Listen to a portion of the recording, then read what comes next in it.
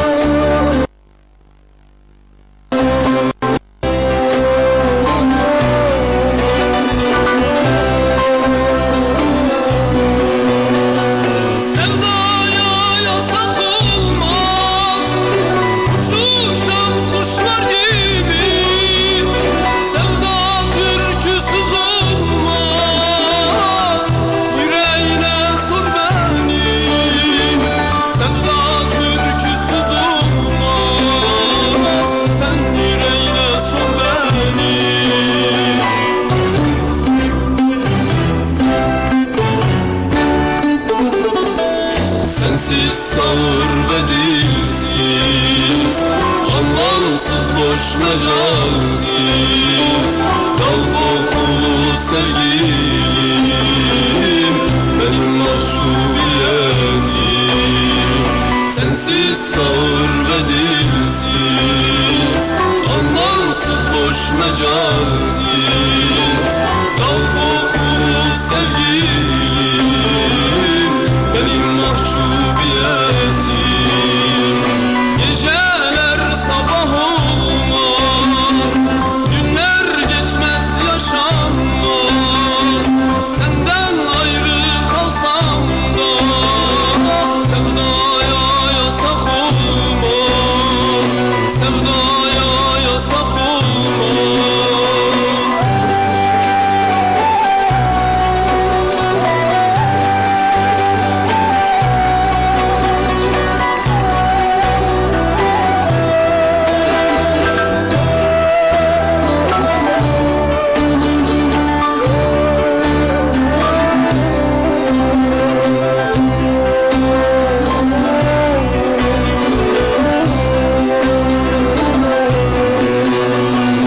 Sabrım hep aynı taşmaz, düşmeden hiç kalkılmaz.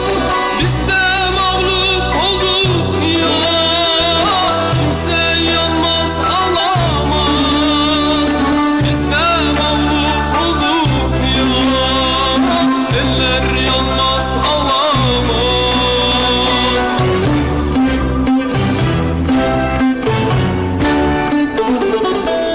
Sensiz sağır ve dilsiz, anlamsız boş mecalsiz, dal kokulu sevgilim, benim mahcubiyetim.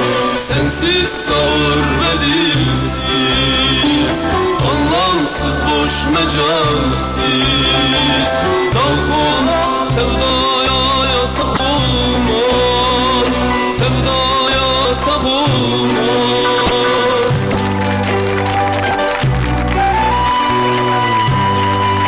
Güzel kelimeler biliriz, söylemeyiz, düşse de ağzımıza, dilimize. İhaneti hiç mi, hiç bilmeyiz, yoktur aklımızda, fikrimizde.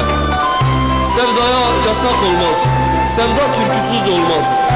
Dal kokulu sevgilim, benim mahcubiyetim.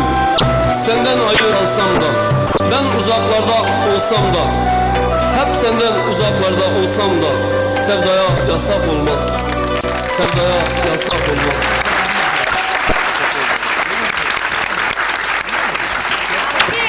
O kız seni seyredip çatır çatır çıkıyordur biliyor musun? O seni terk eden var ya, şimdi görüp çatır çatır orta yerinden çatlıyordur Abla vallahi. sen öyle diyorsan öyledir. Başka Vallahi bir şey billahi söyleyemem. çatladı, çatlasın. O biraz da espri amaçlı aslında söylüyorum. Tam böyle ciddi bir olay değil. Onu da söylemek Niye istiyorum. o zaman? Yani terk edildim. Ufak bir şeyler olmuştu çok önceden. Çok önemli bir şey değil diye düşünüyorum. Hattaymış o abla. Öyle mi? Alo Sema Hanım. Evet siz konuşmak istemiyorsunuz biliyorum fakat Avni artık popülaritenin başında şöhret merdivenlerini tırmanmaya başladı. Seni de tanımayacak artık. Hadi bakalım. Evet biliyorum pişmansınız. Anlıyorum ben sizi. Kapattınız mı peki? Yapacak bir şey yok yani. Teşekkür ederim. Etmek Sağ olun. istemiyorum.